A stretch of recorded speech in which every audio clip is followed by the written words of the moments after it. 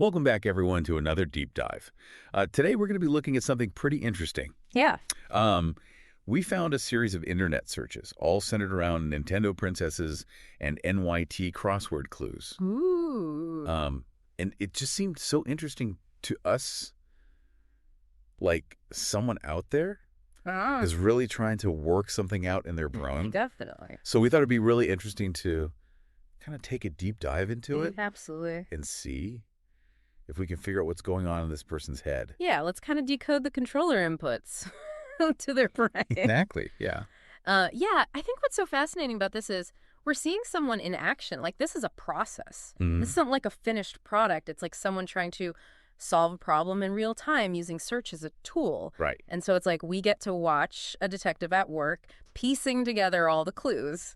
I like that. So it seems pretty clear that this person was probably working on the New York Times crossword. Almost certainly, yeah. Yeah. Given the combination of those two searches. Right, and hit a wall with some kind of clue about a Nintendo princess. I would say so. I mean, it's the most logical connection, right? Yeah, so, but then it gets even more interesting. Hmm.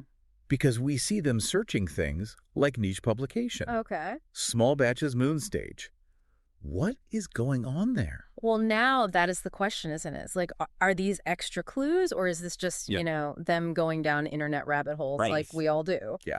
So you bring up a really good point. I mean, distraction is always a possibility, but let's assume for a second that all of these searches are connected to the crossword puzzle.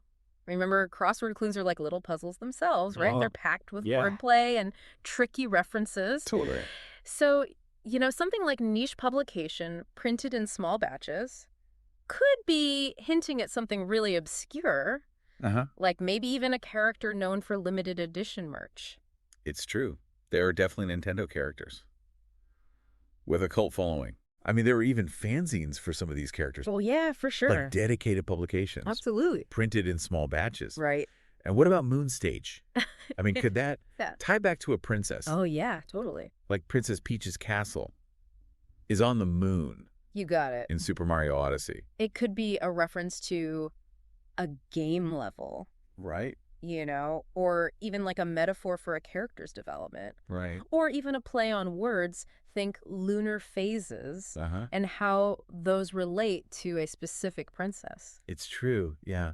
You're making me realize how much I rely on, like, those same mental gymnastics. I know, right? When I'm doing a crossword, like trying to see things from different angles, trying to decipher the hidden language of the clues. It's a real skill. Yeah, it's a skill we don't think about a lot. Right. It's a real skill. It is. It makes you wonder how these searches reflect this person's own interests. Totally. And how they approach Oh. puzzles in general. Yeah.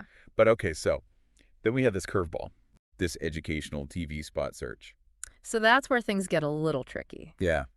At first glance, it just seems totally unrelated. Right. But remember how crosswords often weave these, like, thematic connections between clues? It's true. So maybe it's not just some random thought this person had. Maybe not. But how could educational TV spot possibly relate to Nintendo princesses? Yeah. Feels like a stretch, even for a cryptic crossword. It does. So what if the clue was something like where a Nintendo princess might share safety tips? Okay, I see where you're going. Now we're thinking public service announcements, like in-game tutorials. Maybe even a cartoon series starring a princess. Right. You have to think outside the cartridge a little bit. I never would have connected those dots. I mean, it's really amazing. It is pretty cool how these things can connect. So what's the takeaway here? Besides the fact that I need to brush up on my Nintendo trivia before doing another crossword. I mean, it's more than just trivia, though. Yeah. This deep dive shows us that seemingly random online searches can reveal these fascinating patterns and offer a glimpse into someone's thought process. Right. It also highlights how we encounter coded language and hidden meanings every single day. Like we're all mini detectives out here. Exactly. Not just in puzzles, but just in life. Yeah. Think about how brands use slogans, the way politicians craft speeches. We're always deciphering messages and making connections. And we're not even really thinking about it a lot of the time. Often subconsciously. Right. So what are the clues we encounter in our daily lives? I like that. That we might be missing? What are the hidden puzzles waiting to be solved? There you go. I mean, it's really kind of a mind-blowing thing to think about. It is. It is. That's all the time we have for today. But that was a really fun one. Yeah, this was a good one. I enjoyed that. Me too. See you next time. Today is your lucky day. Today is the day that our $3 website works for you, paying you directly to your PayPal daily. Imagine $3 ongoing continuous payments to your PayPal account. Imagine falling asleep and waking up to $300 in your PayPal account. How would this make you feel? How could this help you? What bills could you pay? What kind of fun could you have? What does that retirement look like now? All for a one-time payment of $3. This website is DFY done for you, fully built and completely hosted, and never stops collecting payments for you. You have spent $3 on coffee on a regular, but that coffee won't help you create multiple streams of income. Click the link below.